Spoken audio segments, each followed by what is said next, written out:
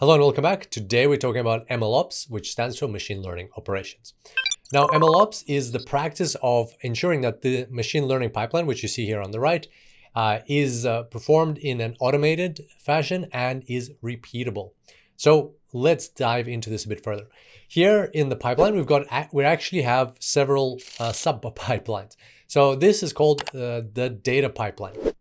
And in order to ensure that it's repeatable, what we need is a data repository. That's an important component of machine learning operations, having a data repository. Whatever service you use to make it happen, but conceptually, you need a data repository to ensure you can keep track of the data that you're using, because you maybe for your first initial model training, you used a certain version of the data, but then you decided, oh, actually I need to change the data, I need to augment it a bit more. Now I have version 2 of my data set, actually now version 3 and so on, version 11, version 12, 15, version 100. How do you keep track of which version actually you used for the final training process, or which version you used for which training of which model, and which version of the model, and things like that? So that's your data repository. It helps you keep track of those things. Next part of the pipeline is the building and testing pipeline. And conceptually, in order to make this repeatable and automated, you need something like a code repository.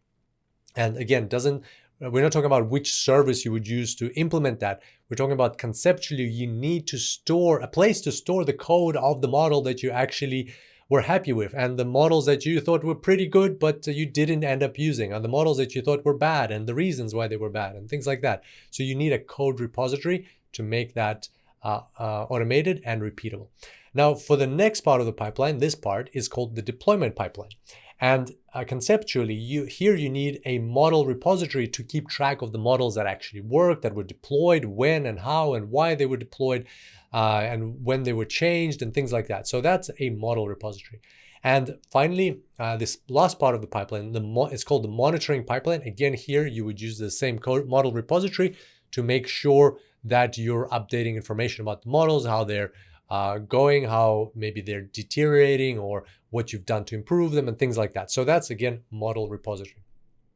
So in a nutshell, these are the conceptual elements of MLOps that are important in order to be able to make this process repeatable and automated. So those are two important parts of MLOps. It has to be automated and repeatable. And in a nutshell, MLOps is the practice of ensuring that each step in this pipeline is automated and repeatable. And on the exam, look out for things like, especially look out for things like CI/CD pipelines. That's continuous improvement and continuous development pipelines, and that is what machine learning operations works with. And on the exam, look out for a specific term called CI/CD, which stands for continuous integration and continuous deployment, and that's exactly what machine learning operations enables.